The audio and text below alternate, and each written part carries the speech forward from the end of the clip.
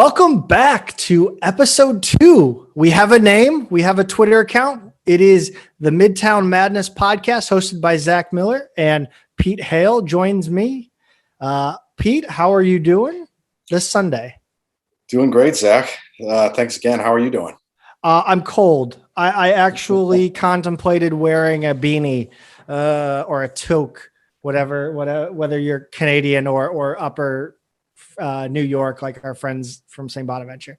Yeah, I think whatever's hitting you guys in St. Louis is coming to Cincinnati tomorrow or overnight tonight. So looking forward to that. Get your ice skates out and find a pond somewhere. It's 5 degrees right here. It was 0 when I went to the gym this morning. So luckily the gym's just below me. So we're coming off. We've got a lot to talk about today, especially with men's basketball. Kind of a fun. We'll have a fun today with men's basketball, given what happened yesterday. But big news: we are now on almost all of your favorite podcast platforms, most notably Apple Podcasts. We also have a Twitter account now. Midtown Mad Pod is the Twitter handle. And thank you to everyone for their feedback and kind words about our first episode. I think it was pretty well received. I think at one point in the first few days, we had 150 people go to our YouTube video. And then once we got on the podcast, there was, a number of people who checked it out there. If don't forget to like, subscribe, follow the podcast on all platforms, and make sure you retweet and like our tweets, because that's really how it grows. It's really grassroots type stuff that helps us grow. But we'll start off with women's soccer, a game that was not televised in any form or streamed. The women went to Indiana and took on Xavier, figure that one out. And they took a 2-0 win.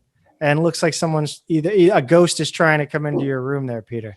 Yeah, a ghost. Oh, hey! Sorry about that. The official toddler of the Midtown Madness podcast. Welcome to the show.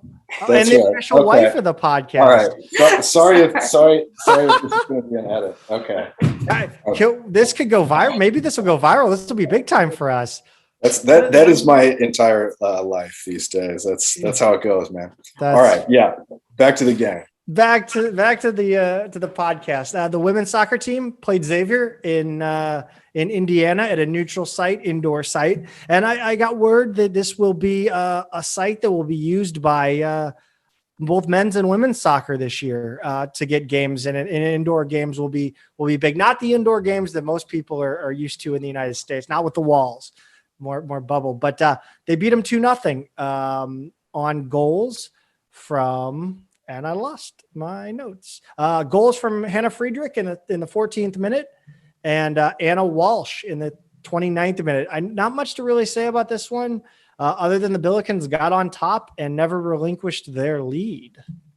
Yeah, just a nice game. Walsh, her goal was as a substitute, so you always like to see that, and couple different scores than we had in the first 2 games. So, like we were talking about last time, they're a young team, a lot of roster turnover, a lot of talent. So it's just great to see them execute against a Big East team, like that. The Big East champions, actually. Right. Yeah.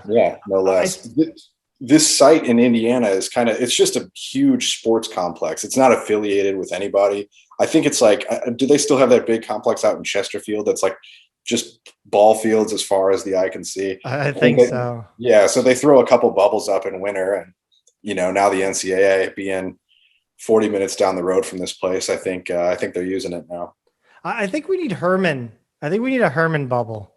That would be cool. I think if I wonder if SIUE invested in a bubble, like if they could just every year, like in the fall, bubble like the soccer field, and then in the spring they could bubble like the baseball field.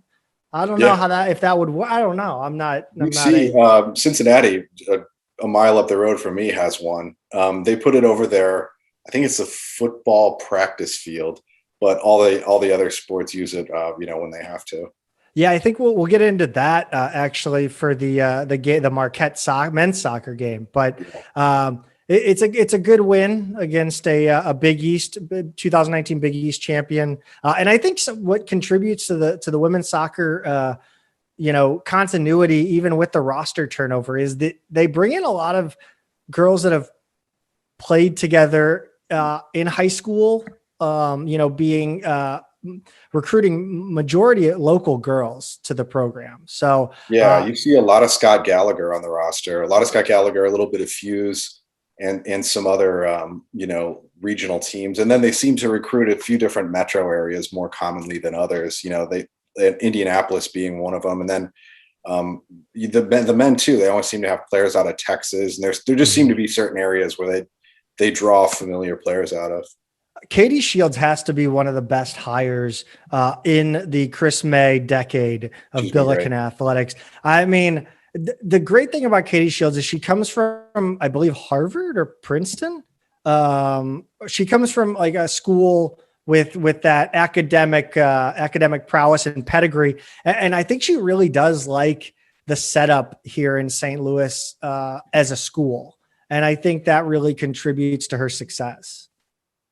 Yeah, I mean, I think she's pretty young too, and energetic, and I just have confidence with her teams every year that they're going to compete for a conference title, and it looks like that's going to be the case again this year. I mean, if you can go to a neutral site and beat the defending Big East champ, to shut them out, even you're going to have a shot to compete for the A10 title for sure. Yeah, I mean, it warms my heart when I can say a coach gives me Ann Cordes vibes. Yeah. Everybody knows that. Everybody knows I'm a big Ann Cordes guy. To tie that up, Shields, it is Harvard that she was from, which is her alma mater. And she did spend a couple seasons at Northwestern between Harvard and SLU as well. So she kind of made her way into, Harvard. She's working her way down. Hopefully she doesn't end up at like a public university. I don't know. She, like you said, she seems to buy into what SLU's doing, and she's probably recruiting some pretty good students for us too. Not big, but the Billikens' upcoming slate this week, they have 2 games. Wednesday, they take on an SIU program. And it's funny, when I saw this, I said, SIU, I don't think we've ever played them. And I realized we have never played them, and there's good reason for that. This is SIU's second season in Division I soccer, actually. I did not know that. Yeah, this is the second year of their program. Last year, they went 5-10-2 with 3.53 winning percentage. Tough first year for them, but I don't even know if they're in the Missouri Valley even. They're not playing. Yeah. I think they were independent last year.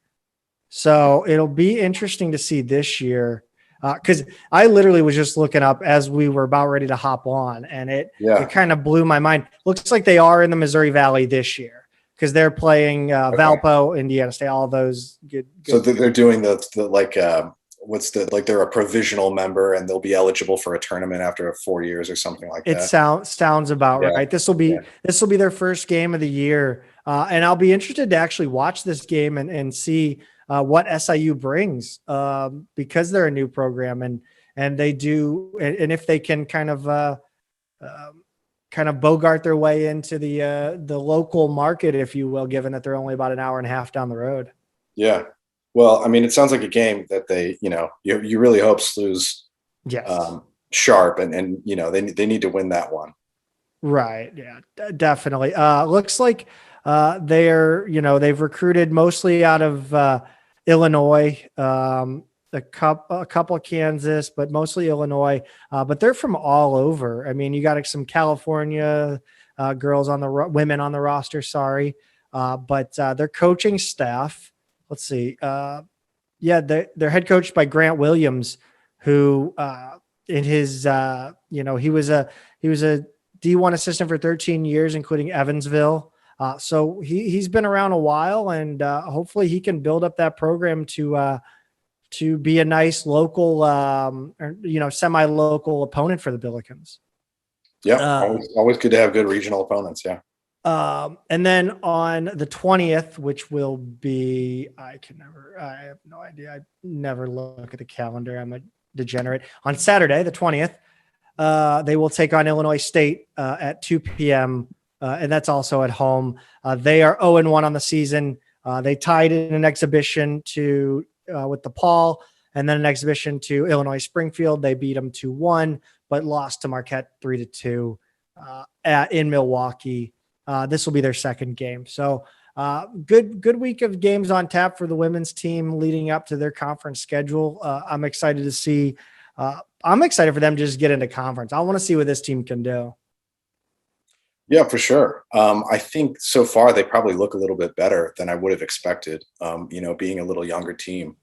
Again, you hope they take care of business in two games that they should win this week. Just looking at Illinois State's roster, they're pretty young as well. They do have one St. Louis player out of Incarnate Word. But yeah, I think they're a team that we should probably expect to beat as well. And then if you go into the A10 season with a pretty respectable performance in the non-conference, then, who knows what can happen. It's a good confidence builder for a young team if they can win these next two. Yeah, the next two are good. And then even bigger, you got the next two coming up after that, Arkansas and Oklahoma State. Arkansas being at Fayetteville, I'm semi-debating seeing if I can't get into that one in Arkansas. My little cousin went to Arkansas, so we have some connections to stay somewhere down there. But that remains to be seen if I could even get into that game. But moving on to men's soccer, watching the men's basketball game, we thought the broadcast was a bit of a calamity. This Marquette broadcast, in which the men's soccer lost 1-0, was the absolute worst thing I've ever seen. It literally made me sick. It was impossible to watch. Did you catch any of it by chance? I tried. I gave up because it wasn't worth it. I think I called to you. I think I called it the youth soccer parent lawn chair cam. Just kind of right on the field. You had no depth of vision or anything. It was horrible. And then they would switch cameras, and it was almost like how like one of the main rules in film is you never switch sides, right? Like it almost was like they had a camera here, and then on the other side of the field looking the other, and you're just like, oh my god, what side am I? Where am I at? Like, yeah, unwatchable. And then the announcers didn't do it any extra favors too. They were. The one thing and I'm not a broadcaster, I'm just a message board moron with a mic. But the one thing that I notice when you get these college kids doing these games is that they don't call what they see, they anticipate. And then I don't know if you notice this, he'd be like, and there was almost a chance there. And you're like, dude, just slow down. You don't have to say it right as it happens. You can be a second late. Just let us know what happened. But yeah, one guy was calling it from in the bubble. They were playing indoors in a bubble. Right. And then another guy was at home. Full marks to the guy sitting at home trying to call that game via the camera feed. I have no idea how he even did that. That was crazy. But I believe in that. Well, the men should have taken that game, to be honest. It was not a good outing for the men. They had a PK in the first half. Simon Betcher skied it over the crossbar. I believe it was about halfway through the first. And then at some point, I believe in like the 60 to 75th minute, there was a red card given to Keaton Schieffer, which led to the Billikens playing with 10 men for the rest of the 90 and then the 9 to 10 minutes of overtime. So, which is when Zion Andrade finished the game-winning goal and sent Marquette home with the win. Yeah, that's just a frustrating game. You mentioned Becker. Becker came in as touted as a goal scorer, from Holy Cross. He's a nice player. He's got a good background, and I every player would like to have that one back. It's just frustrating. and then to go a man down and basically give up soccer's equivalent of a buzzer beater to lose it. It definitely feels like one of a few different ways that you could have back. So hopefully they just,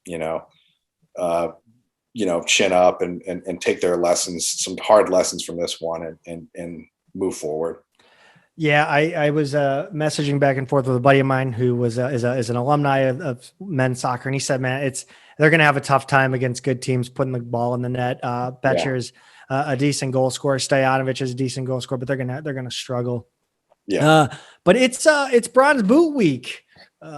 SIUE on the 17th, Wednesday, 7 p.m. At Herman. I would imagine it's being streamed. That'll be a good one. SIUE is coming off a 2-1 win over Butler on the 5th in double overtime.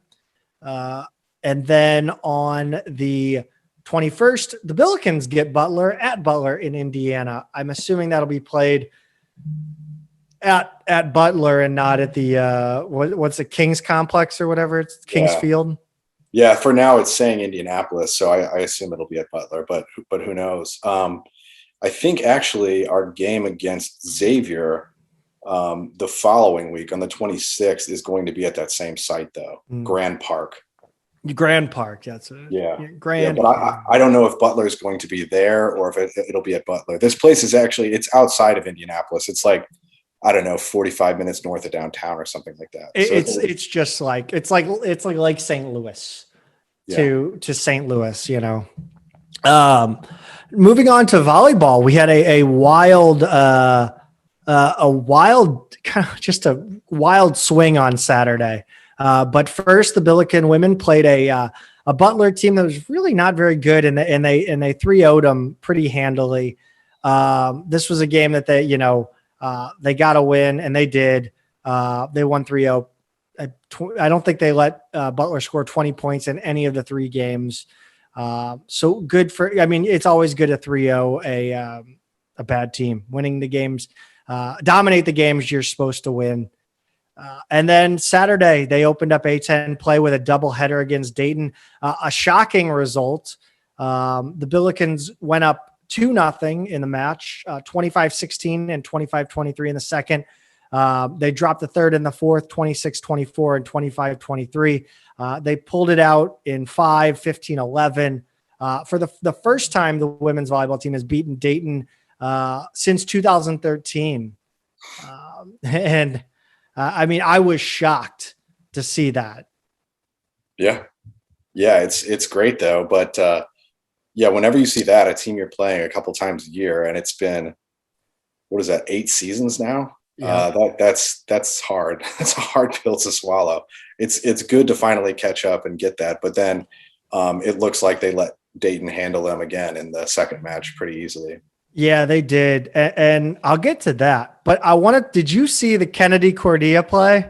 I didn't know. Oh my goodness! I'll see if I can overlay it over the top of us. But essentially, Kennedy Cordia went to the ground. The ball comes down towards her, and she rolls over and kicks the ball over the net. And that's insane in itself. But the Billikens go on to win the point and end up, for the second time in 2 days, the Billikens make SportsCenter top 10, this time at number 5, I believe. So right, I gotta find that. Yeah, it's an awesome play. Go check it out. Everybody should go on to SIUE Volleyball Twitter and check that one out. But you're right, they did go on in game 2 and get rolled. This game, I tweeted it out. It took a total of, I think, 78 minutes from first serve to the final point. That's the kind of thing you would see in like 07 when this team or 08 or 09 when like Ann Cortis's teams would beat Lasalle volleyball, who didn't have a paid assistant coach at the time, in like 60 minutes. And it's not even worth driving to the arena for that. So yeah, it's a bummer to see. It really kind of put a damper on the first win, but Kent Miller's had to have felt good at least after that first win. Yeah.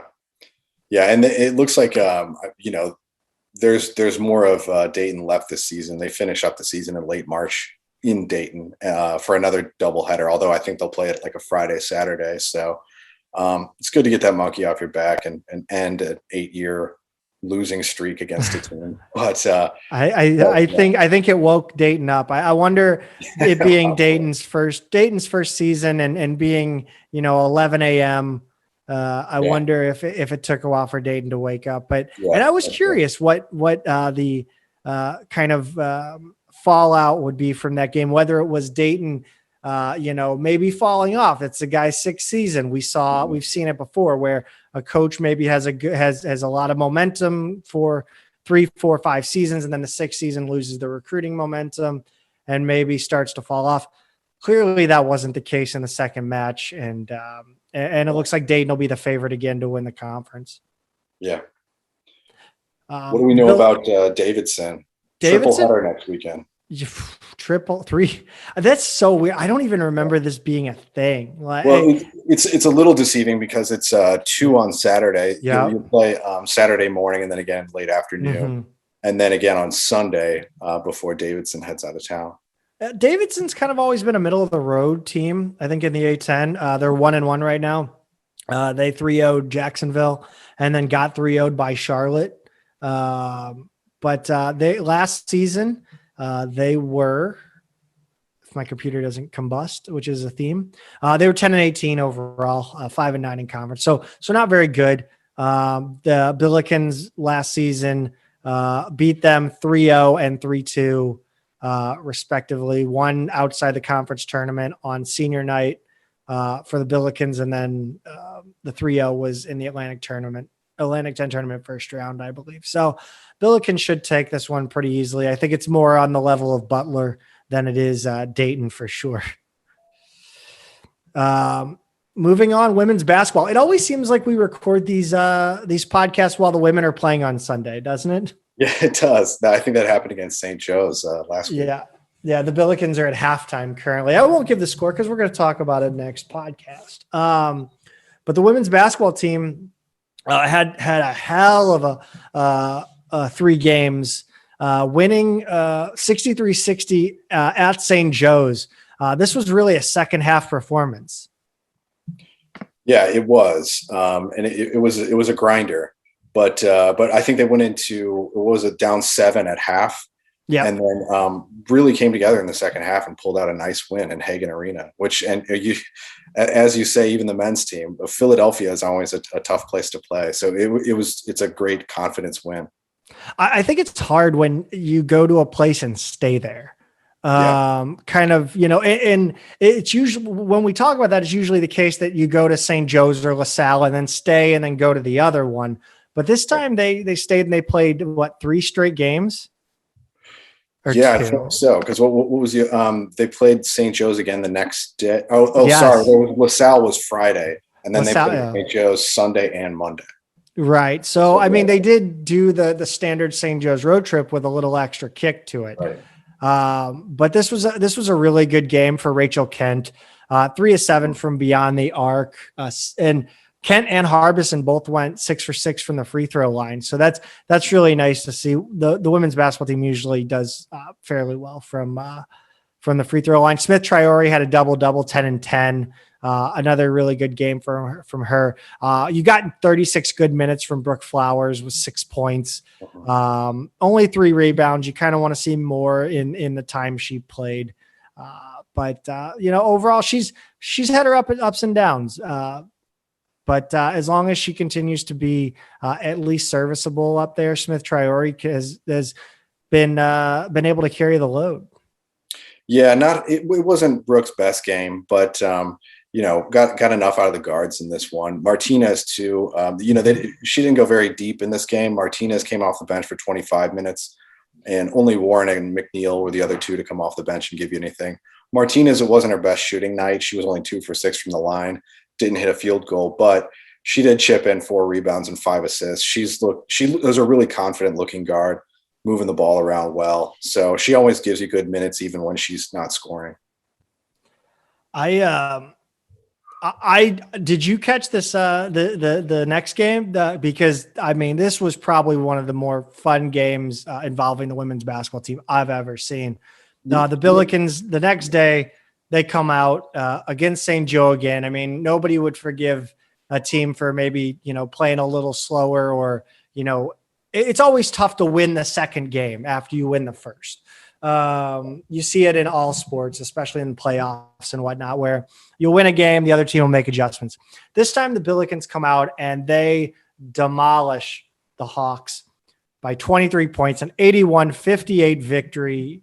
30 points from Kaija Harbison, 9 of 18 from the field, 4 of 5 from three, a player that doesn't normally shoot threes at a great clip, and 8 of 9 from the line.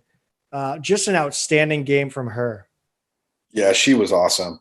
You gave her shooting stats, and in 36 minutes, she was just unbelievable.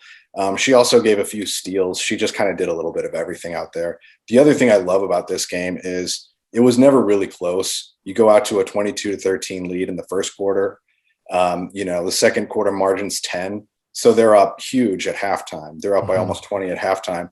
And then they go out in the second half and they grow the margin a little bit. They didn't blow them out like in the first half, but they didn't let St. Joe's get back in this even a little bit. So that was awesome to see. And then Harbison obviously has a huge night, but you have another good Rachel Kent game here. 4 for 8 from three. And she chips in 16 points. McNeil gives you 13 off the bench. McNeil was that's a shocking addition to the box score. Anything you can get from anyone below Julia Martinez on the roster is just massive. That's right. And this was another game where Martinez did a lot of those little things. She's kind of got a little bit of, that Yuri Collins thing where she's not too worried about scoring, but all of a sudden you look over and she's got 6 assists. She's got 8 rebounds here. She gives you a couple steals. Not looking to shoot very often, but so valuable off the bench. The speed of this game was really playing right into Julia Martinez's hands. This game was up and down the court. It was very, very entertaining game. And unfortunately, that's not an adjective that's used a lot with women's basketball. Sorry. But absolutely just incredibly entertaining up and down game. A lot of scoring, especially on the blue side of things. Yeah, they were really clicking, just under 50% from the field, and they were 50% from three.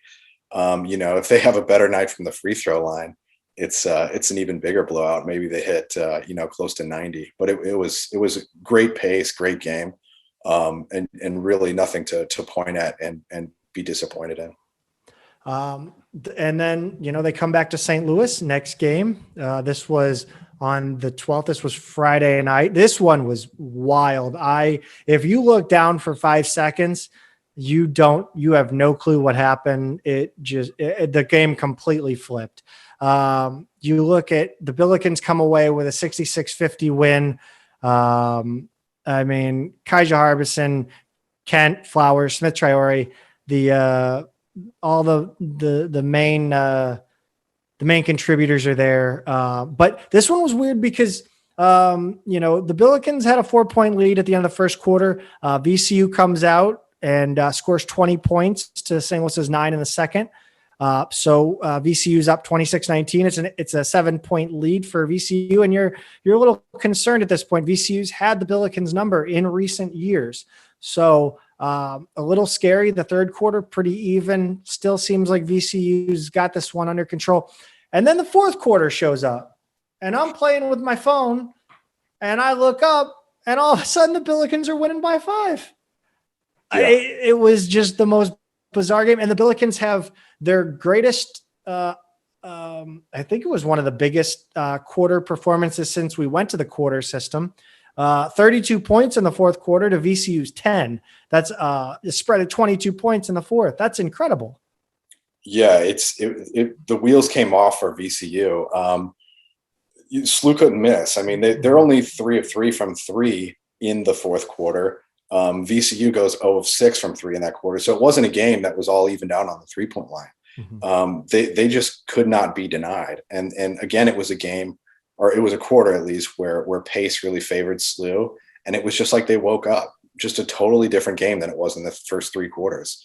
19 points at half, and in the third quarter, like you said, was pretty even. And then, you know, all of our scores just woke up at the same time. It was great. And then yeah.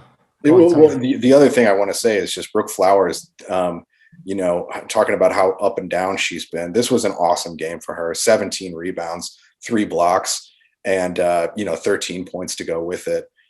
She was really feeling it as that fourth quarter went along. Great job from her. You can't say enough about her in this game. It seems to be VCU's MO to kind of have the wheels fall off in the third and fourth. They played Dayton today, and they controlled that game for the first half. And then, you know, Dayton's Dayton, especially in women's basketball.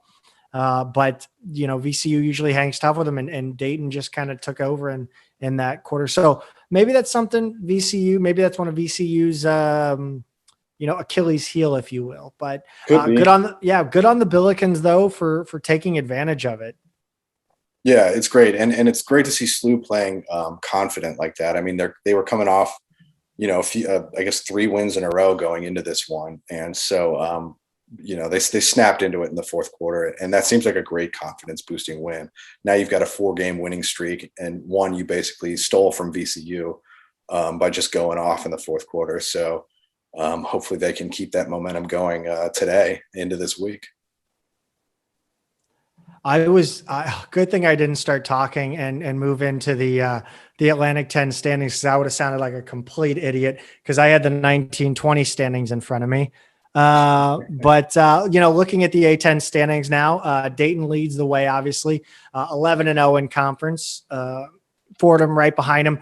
Bad news for Fordham, though. Basically, Rose Hill campus is shut down. All campus activities have been postponed or canceled for I guess the foreseeable future. Yeah. So same thing that happened at UMass, I guess, a week ago. Yeah. It's a bummer especially for the Fordham women's team, because they were looking at an opportunity to maybe go back to the NCAA tournament. That's a program that has consistently outperformed their men's team by a lot. They're sitting in second place right now, but it remains to be seen if they will play again this season.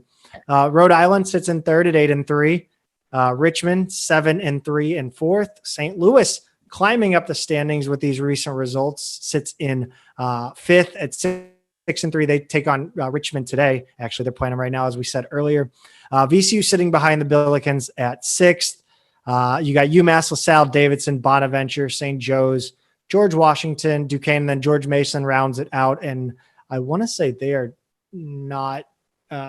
They've lost 11 straight. So they're not really that bad year for them. The upcoming for the Billikens, obviously, I said they're playing Richmond today, and then they go to Dayton on the 20th with revenge in mind. Hopefully, it's going to be a tough game for them. Men's basketball, what most people are here to listen to us talk about. They get a 67-60 win versus URI. Unfortunately, a minute in the game, Yuri Collins gets injured. You watched it on TV. What were they saying when that went down? They weren't saying a whole lot. I mean, they were cutting to him on the sidelines afterwards. Obviously you could tell he was in a lot of pain. He's a tough dude. And so immediately I knew it was worse than just kind of something he would have to walk off. So they would cut to him kind of on the sidelines, but they didn't really know anything in terms of what his status was. We saw him out there later with some ice on it, elevated. I guess that was after halftime. But I was pretty convinced he wasn't coming back. So to see him come back and play a little bit after that was surprising. Yeah, it was surprising. It was reassuring in a way too. I thought at least we know that he's not done for the season. Yeah, right. So that was Jacobs was injured too, or banged up, I should say. Do we know anything about that at this point? I think they were calling it a lower body injury, but I didn't actually see a play. I don't know if it's something that was kind of lingering from before. Because I didn't catch anything like in the moment. He played 9 minutes all in the first half and didn't come out in the second half. But I didn't see any individual play that made me think he was hurt. We talked about Goodwin at the point guard position with our guys at the Gola standard. What did you think of Goodwin back at the point for the first time, playing big minutes since his freshman year? Well, the most shocking thing to me in this game, not just because he was the point, but because just the way he plays in general, he had no turnovers in this game. It was awesome. He seems like he's always good for a couple just, point blank kind of turnovers in addition to all the other great things he does. So it seemed like he was ready to really step up and take control. He played an awesome game. Do you think it has something to do with the way he's able to play? He doesn't feel responsible for the ball as much when he's playing off of it, whereas if he's controlling the ball, that's his ball. There could be some to that. I mean, that's I don't know. I don't know the psyche of Jordan Goodwin, but I know how competitive he is. And yeah, I think there could be a little something to that. It was so good to see. I mean, I was obviously nervous. You don't know what he's still got as far as his point guard abilities, given that he hadn't played for a couple of years. Speaking of the point guard role, I wanted to talk about kind of somebody who really stepped up, I thought, and gave us really, really good minutes. However shaky at times he looked. Philip Russell went up against Fats Russell. It was Russell on Russell action. What do you think of Phil? Phil, he looks like a freshman at times. I mean, he's small, and there are a couple times where it looks like he's a little bit lost, but I really think he is. He's got a fearlessness to him that I really like. He's not afraid to shoot it. It didn't seem to bother him at all that he was across from, the most notorious Russell in the conference. He looks like he's got a gamer's mentality. I like seeing him out there. He gets 6 minutes in this game. He's been playing a few minutes a game. I really do like seeing him out there. I like the fearlessness. I like the toughness, and it's good to get him some run. I think his fearlessness to shoot got him in trouble once in that Rhode Island game. He took that three from about 33 degrees off the top, and that's true. And Ford wasn't having any of that. He missed that pretty badly. Ford's like, get out of here. Yeah, I know. I think he gave us solid minutes though. No, he was awesome. I kept getting nervous. Fats kept getting his hands into his pockets, and I was concerned, but I don't think he turned it over once. No, he didn't. No, he gave us an assist, but no turnovers. We saw Linson a lot in the Bonaventure game. We saw him a little bit in this one, but it really seemed like Ford shortened up his bench. Obviously, he felt some type of way. Obviously, with Jacobs being banged up and Yuri injured, he didn't really have a choice at the guard position. But what did you think of him kind of running with French for most of that second half? Well, this was the first game that French looked like himself, like the Hassan French that we've been used to for a few years now. I think he's had I don't think he has had a slow start to this season. He hasn't been nearly as good as in any of his other 3 seasons until this game. And just from the start, like he was staying out of foul trouble. He's grabbing rebounds. He was, almost double his season average. He's also been passing really well, not getting himself into too much trouble, not forcing things. So I think when he saw French really playing a great game, confident, strong game again, I don't think he didn't need to be spelled. He didn't need Linson or Bell necessarily if French isn't in foul trouble and he's playing that well. Yeah, I definitely agree. We got to see the Goodwin French connection twice in this game. And I got to tell you, for 800 fans in Chaffetz, it got really loud in there. You could hear that on TV too. It sounded like there were a lot more people there. This was the first game when all 3 seniors had a good game in the same game. Even though Perkins, not his most efficient night from the field, he's still really effective, gives you 16 and 5. So to see all 3 seniors show up like that and things start clicking like that. And yeah, obviously 2 big alley-oops. from Goodwin to French. So it sounded like a lot more than 800 people. I can tell you that much. We talked about how much Goodwin stepped up at the point guard role, but really the big step up of the game, I thought, was in moving Goodwin to the point guard. You had an open spot, and who really stepped up big time was Fred Thatch, who played 26 minutes, 3 of 7 from the field, didn't make his 1 3-point attempt, went 1 of 1 from the line, but he really gave you solid defensive minutes in this one. He was excellent. Yeah, he gave you really strong minutes. This was not his first good game of the year, not his first solid game of the year. But for somebody who, he's coming off the bench, right? Like we all assume Yuri's going to run the point for the entire game here. I'm sorry, he had 9 points. I was looking at Hargrove. My apologies, but go on. Sorry, I wanted. Oh yeah. But anyway, so he's the fifth guy in this game, right? I mean, no one else in this game played more than 9 minutes. Thatch gives you 26 minutes, and then you've got the 4 other starters playing over 30. It just seemed really natural. It's been great to see his arc over the season because missing most of last season with his health problems. It seems like he's played his way back into form. He looks really, really solid right now. And I think he's going to go down kind of like a Luke Meyer as one of these SIUE players who you look at his stats and it doesn't jump off the page, but he does all the little things. He's completely unselfish. He's a really strong defender. He gives you great minutes. He's a great teammate. So I love seeing what Thatch is doing out there now.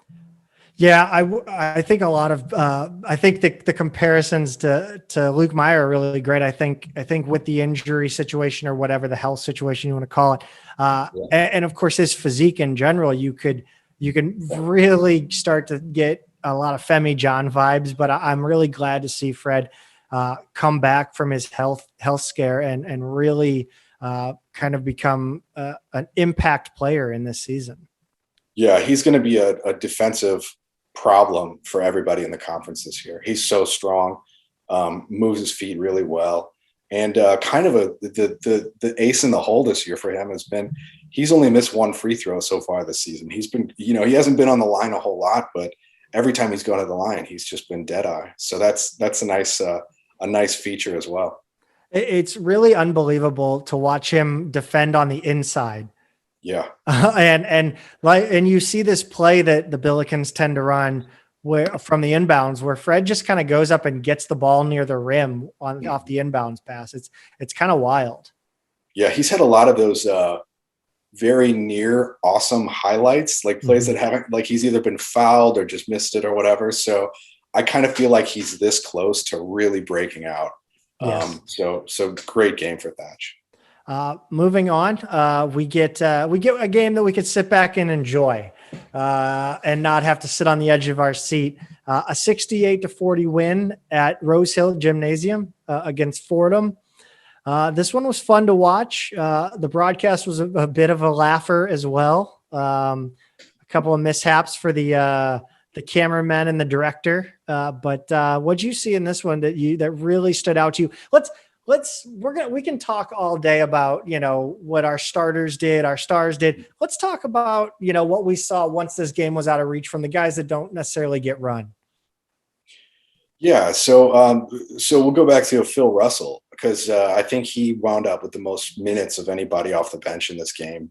I think Jacobs is still a little banged up. But Russell, I think this was another game where he looked like a freshman at times. And once again, fearless shooting threes. He took 5, he made 1. But overall, I think he gave us good minutes. I think he kind of looks the part. Learning this game, the college game, the college speed and everything. But, I like seeing him get almost an entire half to play in this game. So that more than anyone else off the bench stood out as I'm glad we've got him some run now that Collins is out. And then other than that off the bench, as soon as Strickland comes in, and it's been a while since we've seen him, but coming in a little over 5 minutes left in this game, I wish I would have tweeted something because at the time I thought, oh, he's going to be good for a highlight. And sure enough, 2 minutes later, he has a putback dunk that was just electric. So I always love seeing him get in too.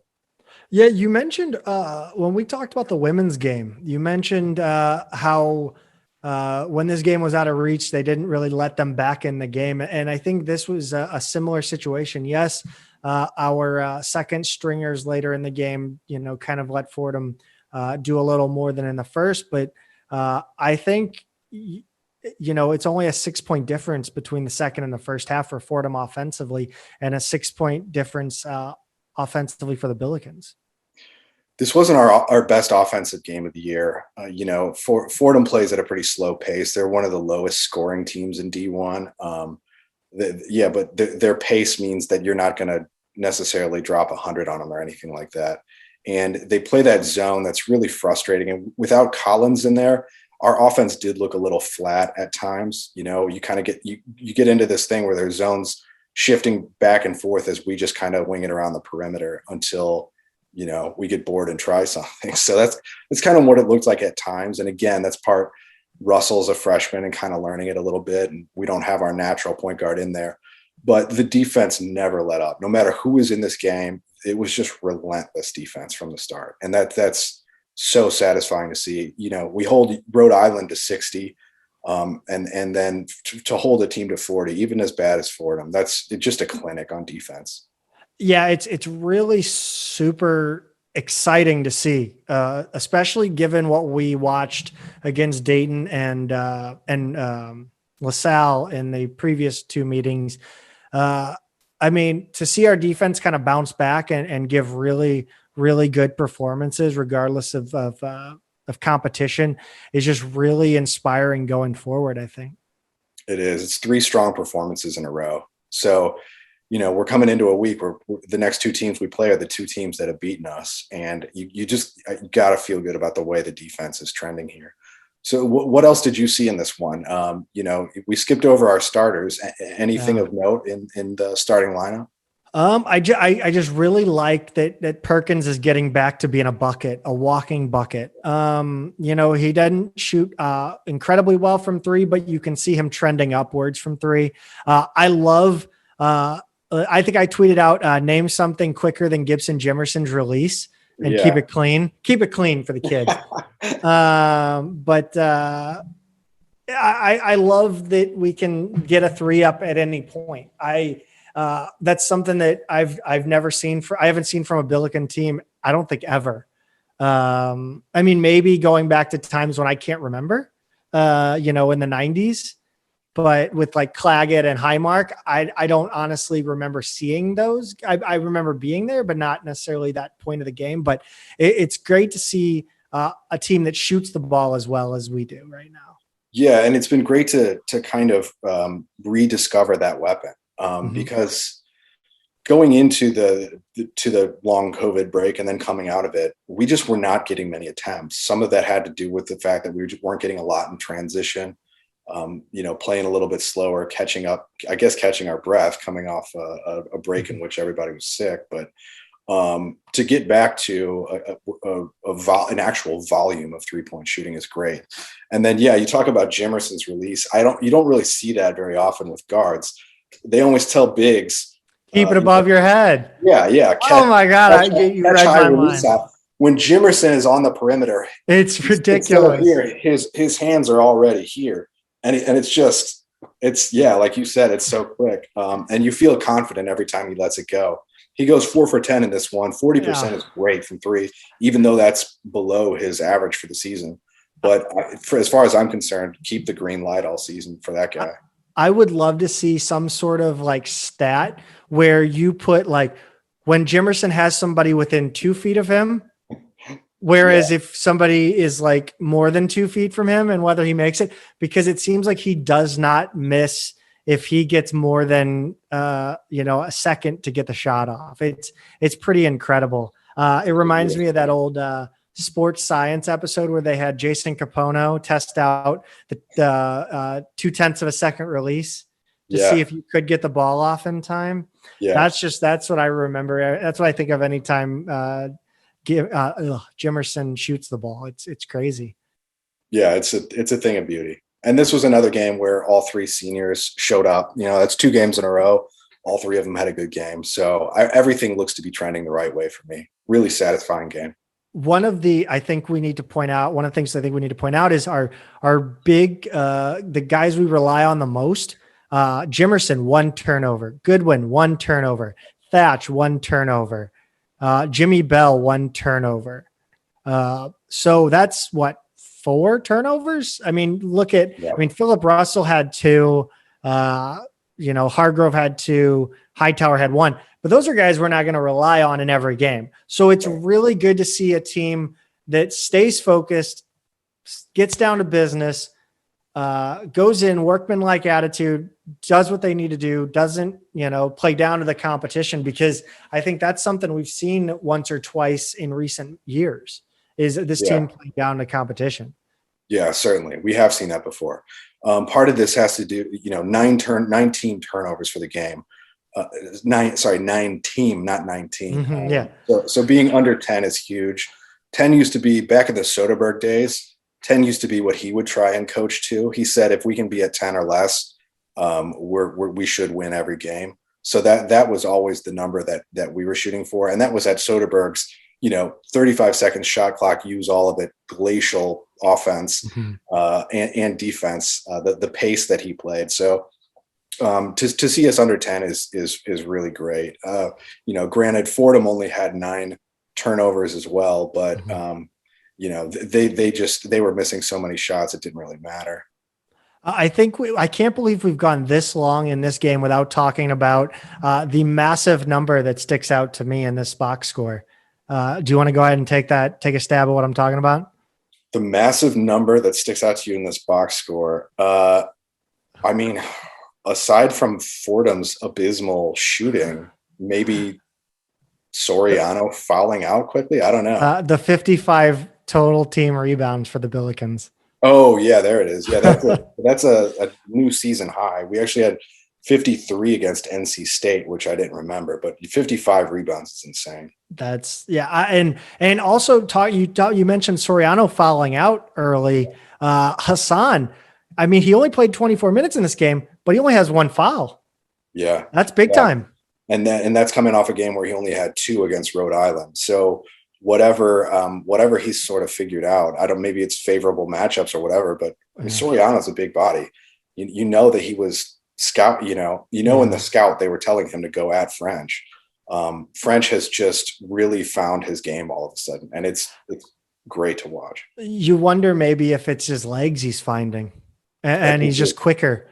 That could be. Yeah.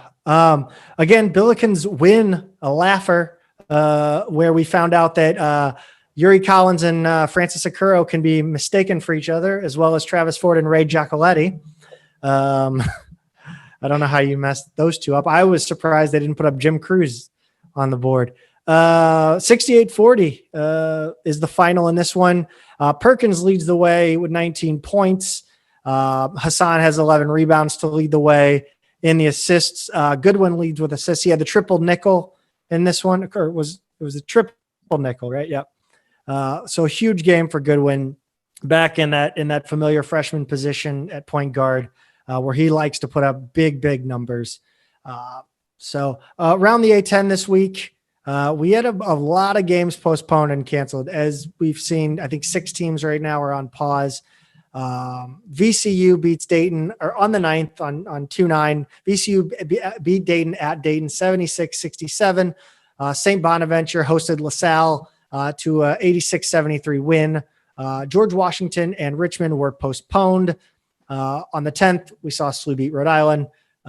George Mason hosted Fordham, 77-45 win for George Mason. Davidson VCU was postponed.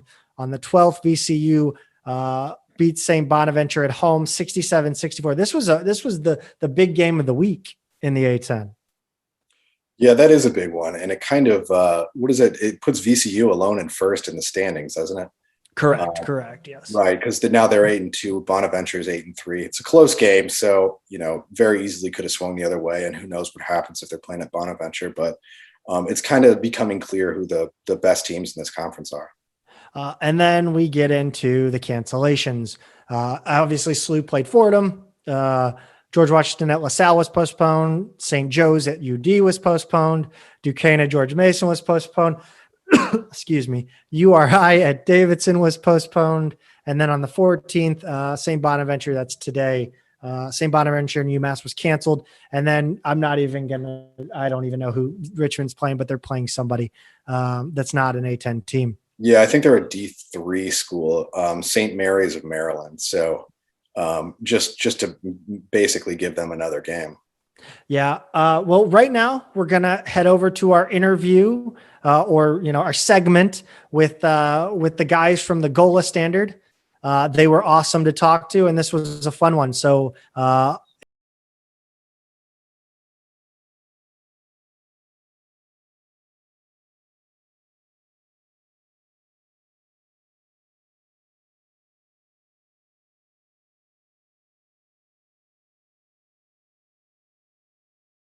we are pleased to welcome on the boys from the new kids on the A10 Twitter block. It's the Gola Standard only fans, Dennis and Rich. They have taken A10 Twitter by storm with their unbelievable meme game. Their meme game is on fleek. I think that's why I'm not doing so well on A10 Twitter, because I'm still using on fleek. How's it going, boys? We're doing all right. Thanks for having us.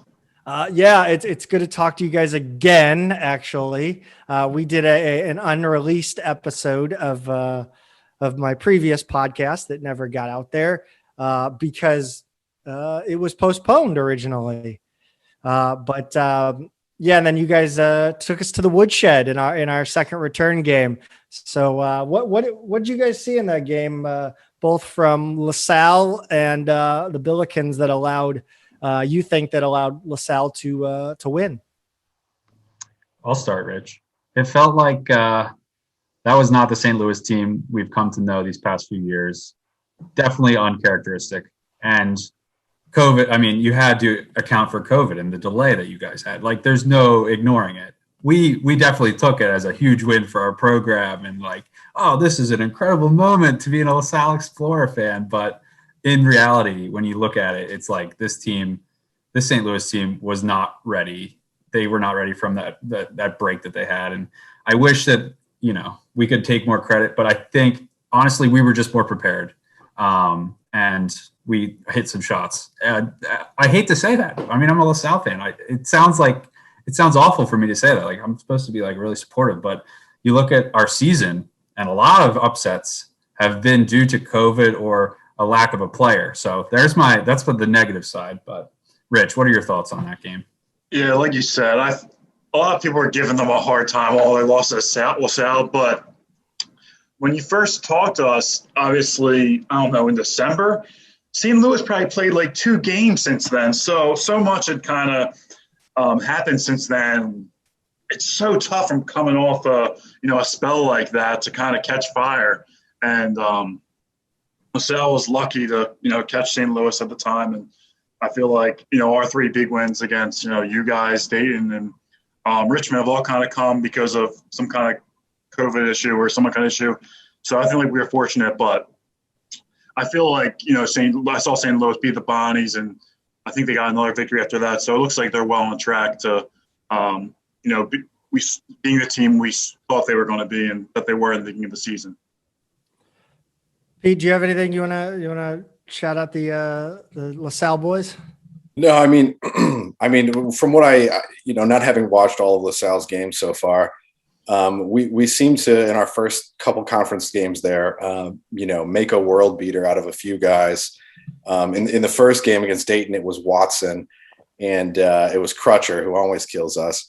But Clark and Beatty shot the lights out against us. So we had some problems guarding the perimeter and really made those guys look great.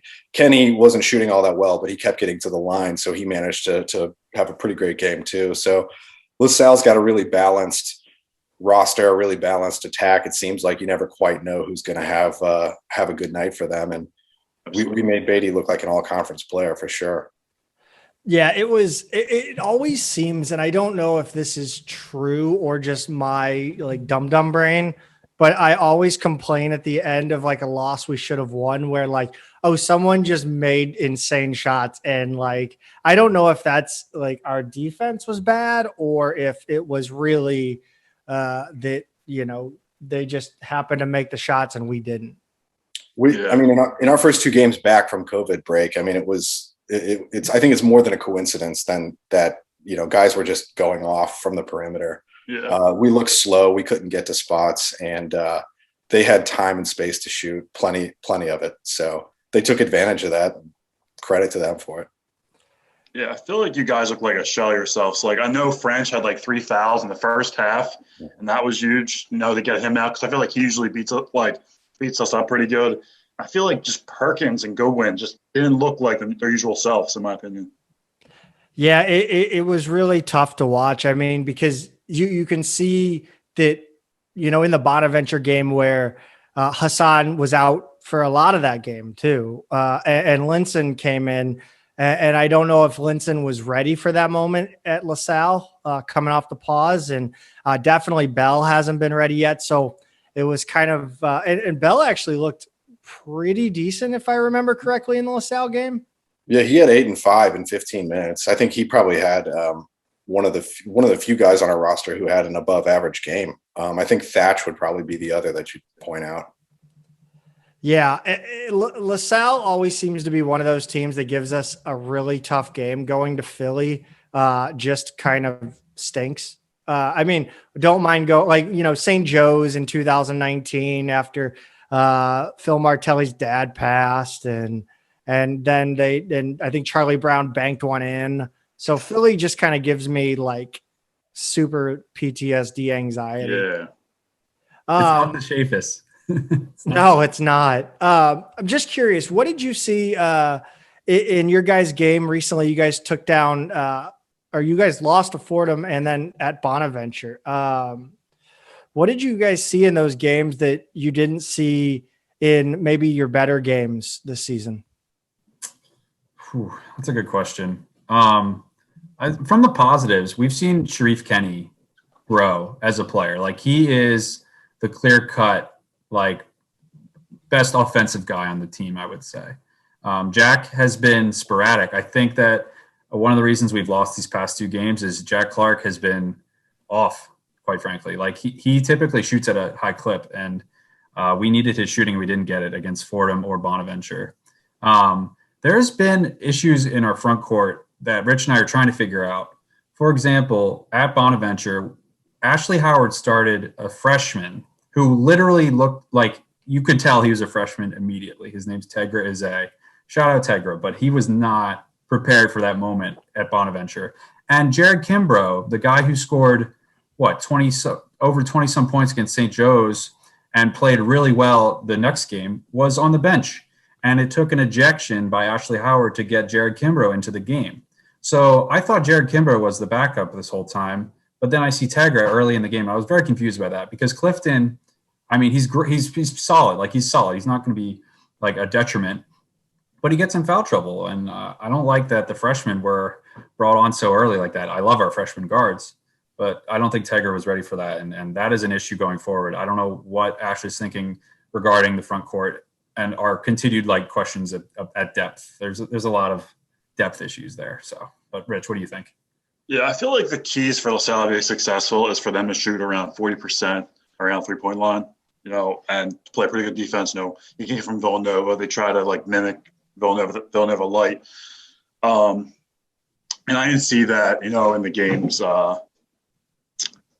those 2 games in particularly. So I thought they had trouble with that. And like you said, Jack Clark was kind of struggling. And I guess for Bonaventure, it didn't help that, Ashley Howard got ejected from the game and feel like they were shooting a lot of technical free throws, and it just got away from them that game in particular. But I'm looking at the box scores from those 2 games, and I always thought Kimbrough was a damn good player. Like, he always seems to be a focal point of LaSalle's attack in recent years.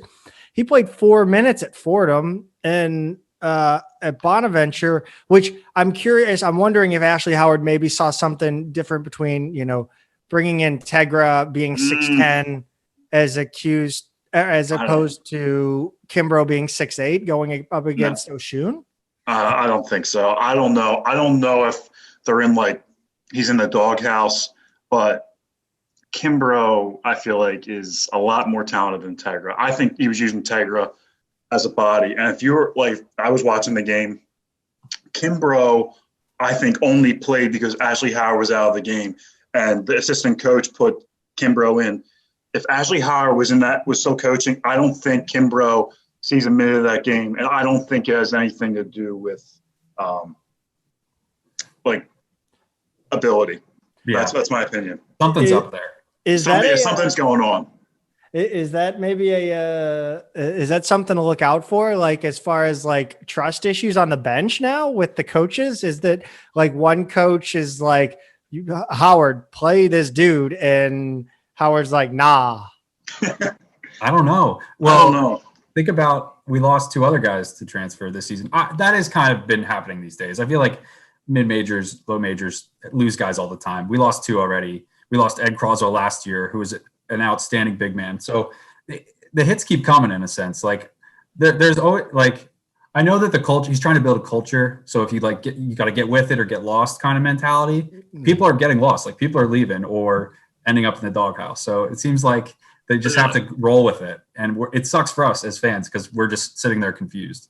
Yeah, that's why if you look at our roster and our stats, there's about 9 guys who play between 15 and 25 minutes.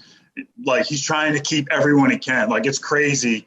And everyone averages between 5 and 10 points. It's the breakdown is crazy. He's coaching CYC rules out here. Yeah, I mean, everybody's got to play. These guys said, yeah. Everybody's got to play so mommy and daddy don't yell at him.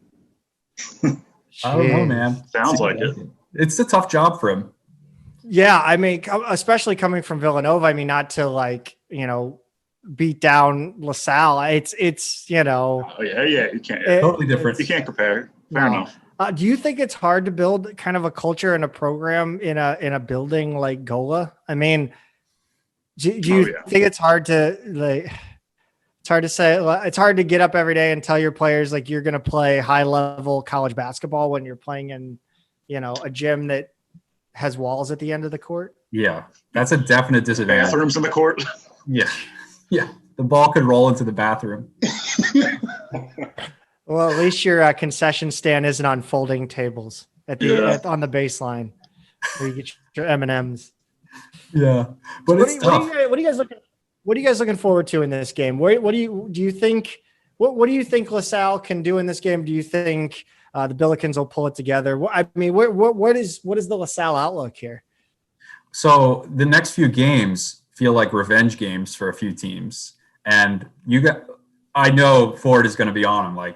Let's get that mentality going. This is a revenge game. So there's no doubt in my mind that they're going to be the best version of themselves when they play LaSalle. So in order for us to, it's kind of the Fordham, I hate to talk about it, but it's Fordham mentality. We got to keep it a low scoring game, keep it insanely, make the refs work. Ashley's got to talk to the refs Jay Wright talks to the refs. It's got to be a rock fight. We're going to have to really pull out all the stops, and hopefully he doesn't get ejected. But I don't see us matching your offense in any way. And then, Hassan French's foul trouble would be the number one goal to start the game. But other than that, Ashley's got to figure. It's every game. It's a puzzle piece. It's a puzzle. Who is going to step up? Who's going to contribute on offense to make his job easier in the second half? If we don't have a defined offensive identity going into the second half, then it's going to be a crapshoot, and we're probably going to lose by 15 or 20. Yeah, what I'm kind of curious about is I feel like St. Louis is a very good defensive team. So I feel like playing into the 60s is kind of playing into Travis Ford's hand. So I don't know how he kind of speeds up St. Louis. And I feel like we need I don't know if Scott Spencer is going to play. I feel like that would help us out. He's a pretty good 3-point shooter, but I feel like our keys to the game are, Sharif and Jack Clark for those 2 wing guys to kind of, get going and make a few shots. But it's going to be tough. I feel like it's very tough to play on the road in college basketball, especially going all the way to St. Louis from Philadelphia. So Oh, would you stop it? Oh my God, going all the like you have to do that 10 times a season like the Billikens. Get off it. Good Do you guys have a Lord. PJ? What's that? Do you have a private jet? Yes. Well, we don't have actually it's funny. We've had stories that Parks College used to have a plane. And there's a story about the one time they took the plane and it nearly crashed. Like everybody on board was saying prayers. Peter, were you on that trip actually? I did go on that. I wasn't on the plane, but we drove separately because we had a few managers at the time and we could only fly one on the plane, and it wasn't my turn, but it was over winter break. So me and another guy drove that trip. And when we got back, we heard all about it. That was back in, it was a Dayton trip back in it was New Year's Eve, 2004. So yeah, that was wild. Yeah. So Parks College, which is the aviation school at SIUE, had a jet, I guess. Oh, a jet. I call it a jet. It was probably like a puddle jumper. But I think they took it on a couple trips. Yeah, but they generally fly private. I would assume most colleges are, if they can swing it during COVID. Seems like the most I don't want to say responsible, but safest. Yeah. Person. Let me ask you a question. Does your outlook on this game change when you say that LaSalle could lose by 15-20 if Yuri Collins does not play, or do you think the Billikens have enough to take on your LaSalle Explorers without him? I don't think it matters. I don't think, no. To me, it doesn't matter. I feel like you still have enough firepower. Is Jacobs then the point guard? Goodwin will run. That's right. Goodwin and Jimerson and Perkins. Yeah, it's really funny. When Goodwin runs the point, he's actually put up his best numbers. That's when he's actually almost been at his best as a Billiken. He put up a triple-double his freshman year at the point guard position. So it's kind of wild that you can move him out of that position and be comfortable. But yeah, but I got to ask you guys, now that we've gone through kind of what to look for and what to look back at, what you guys have taken A10 Twitter by storm. Talk to us about your strategy, because I need some tips. I'm building this podcast and this Twitter account from scratch. Give me some. Yeah, I need some memes. I need some tips, man. Okay, I'm not going to reveal the secret sauce, like all of it, because we're in a March Madness pool. By Morrison crying. He's pitting all of these Twitter accounts against each other. It's his favorites. Yeah. I know. It's going to make mortal enemies out of us. Brown nosers over there. But overall, this started, I'll say it started on my personal account. There's nobody representing LaSalle on Twitter whatsoever. And I had a pretty decent following, so I decided to plug our school a little bit once in a while, like big wins, big moments. Meet me at this local shrimp corner where they, have great shrimp when they win. I'll post that, get a few laughs, and people enjoyed that. People like that. So I was like, okay, let's keep talking about that. We won some meaningless tournament against Wright State and Alabama A&M, and we got a trophy. I was like, meet me at Sid Booker Shrimp Corner. Let's party. LaSalle Nation, Explorer Nation, knowing full well there's nobody in Explorer Nation. There might be 100 people that would actually really care and be involved, but are they on Twitter? Let's find out. So I just kept going at it, kept tweeting. And then I was like, Rich, I got on a podcast with Lil Bonna X and SPU Unfurled a year ago. They invited me on. Good guys. The creators of the Midtown Madness logo, actually. They created our logo. Oh my God. They've got a cottage industry. They really do. So shout out to them, because they gave me the podcast bug. And I was talking to Rich. I'm like, Rich, we go to every LaSalle game. We're one of the few people that are on social media, know how to operate a computer, that goes to LaSalle games. So we might as well talk about LaSalle. We might as well plug it, get involved, because we're tired of all the jokes. We're gonna make some jokes now. So we're gonna create an account, and people really enjoyed it. My buddy came up with the OnlyFans. He's like, you should start an account and call it OnlyFans instead of and that's the location. That's the part of Philadelphia Only. we reside in. Just so That makes Billiken fans laugh for a whole nother reason, right, Peter? Yeah. Only yeah. Well, I'll tell you that one off the pod. I don't like to. We don't like to. We've got some former players that we're not Yes. 100% proud of. Oh, NSFW. Okay. Mhm. Oh, But, yeah. the Very secret much. sauce here, like regarding our Twitter account, is basically attributing weird, crazy videos to LaSalle or A10. Like some dude is like dancing off the side of a wall, like partying at like a Lebanese wedding. Friday A10. Let's get it going. Let's party. There's like there's no rhyme or reason. There was some woman like taming a ostrich, and I was like, LaSalle taming the wild at large Atlantic 10 bids, and like just stupid crap like that. I just go on a tangent in my mind, and I've my Twitter drafts are a mess right now. There's That's so much awesome in there you don't want to see it because there's just a bunch of random videos, random photos, explorer heads posted everywhere. It's been madness, and it's becoming a bit of a problem, I would say. I laughed really hard when you put in the Explorer head in the picture of me and Sully. That was really funny. We're always watching. That was good because we picked both your teams. It was a valid. Yeah. So no, I didn't see that one. You guys are awesome. It's always. I mean, like it's almost a full-time job at this point for me. Like. Half of the I texted Peter. I said half the battle with creating a new Twitter account is literally telling Twitter that I don't want you to recommend me this, like, because it's constantly like it's like here's K-pop, here's this TikToker that's half naked, here's a reality star from Bravo. Yeah. I'm like, I don't give a flying. I want to see more videos from OnlyFans. Recommend me that.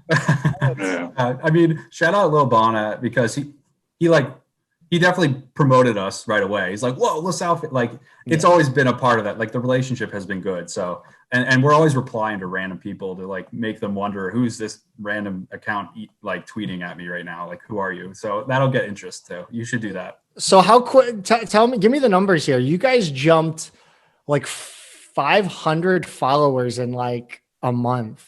Yeah, it's crazy. We're averaging a little over 100 a month. This month might be bigger because of that tournament.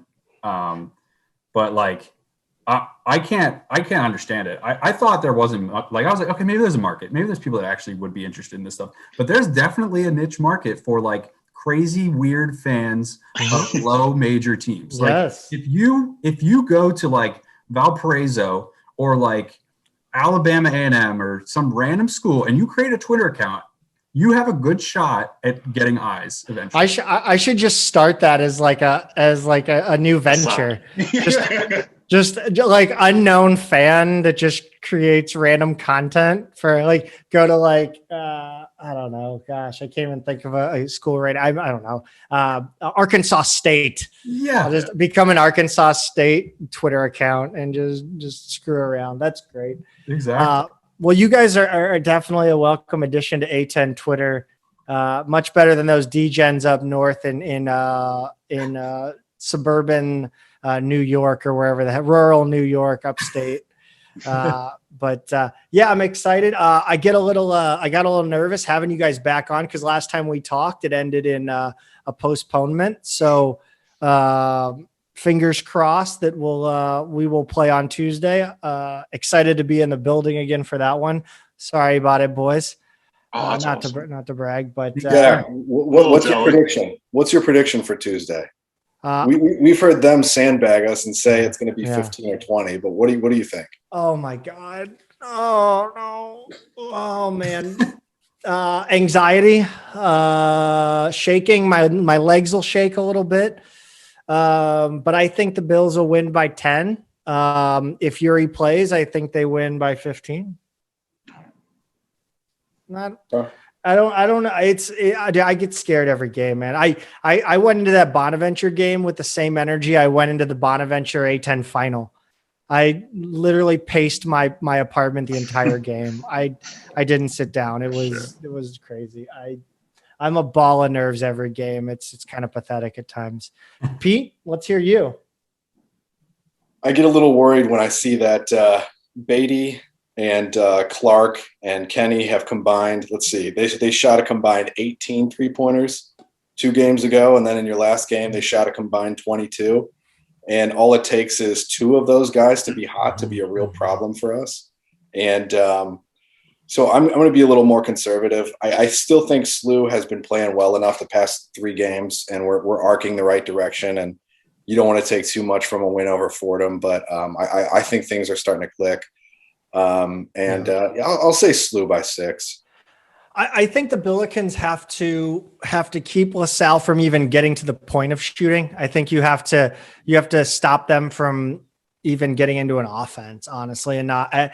It's kind of that like not havoc even, but just a high a pressing, a half court press kind of get up in your grill. And if we can get steals early, I think we can throw Lasalle off, and I think. That'll be the big difference. The Billikens got to come out early like they did against Fordham and punch Lasalle right in the mouth, I think. But it's kind of like I know you guys probably played College Hoops 2K8. I know you played that game. It's every game watching the Billikens is like hoping that when you go into an online game of College Hoops and hoping they don't just jack threes and make every one of them. That's literally how I go into every Billiken game now. That's valid. That's college basketball in a nutshell. It's almost pro Different basketball too. But they just shoot threes and dunk. That's all they do. It's simple. Well, knock on wood, LaSalle has not been exposed to COVID. We have played the second most games in conference this season. Never have we ever had to pause. We've only brought on teams that had to reschedule. I think that just with how many teams have actually done that and gone through without pauses, I think it really shows how if teams are, how much it doesn't seem to the playing of the games doesn't seem to be the issue. The issue is what are your players doing outside of the game. So I think that's a really great sign for leagues up in other sports up until we find a way out of this. Or life finds a way, So, well, thank you, boys. It was great to see you guys again. Hopefully, I know this one will make air. And maybe I'll drop the other recording just as like a little bonus for the listeners out there. How few we have right now. So, curious what we said back then. Maybe I'll just drop it in at the beginning of this interview with a little disclaimer. All right, boys. We'll take it easy. Thanks again for stopping in. Thanks for having us. Have a good Sunday. Sure. All right. That was a lot of fun talking to the guys with the goal from the Gola Standard. They are a quirky couple of guys. They're taking the Twitter world by storm in the A10, really setting the tone and setting the standard, the Gola Standard, if you will. It looks like we're gonna wrap it up here, but I wanted to let everybody know we know we got Dayton coming up, and since everything's always up in the air, I thought we'd do a special episode. We're going to record that. That'll be out either Wednesday night or Thursday morning. We're going to record with Sully from Talking Out Loud podcast. We're going to talk to him Wednesday night, so we'll have that for you to be a special episode. But again, thank you guys for listening. Make sure you follow us on Twitter at Midtown Mad Pod. Follow Pete at Peter is a Tweeter, and follow me at Zach Miller, MMP. And thank you guys for listening. Don't forget to like and subscribe us on YouTube, Apple Podcasts, Spotify, wherever you get your podcasts. Make sure to rate as well. Tell your friends about us. It really helps. Make sure you're retweeting all of our tweets. It really helps get our name out there and grow this as a grassroots podcast. We're really happy to be bringing you some Billiken content. Peter, any last words for the listeners out there in Billiken land? Go SIUE. Go SIUE. Thanks for listening, guys. See you later, Pete. Thanks. See ya.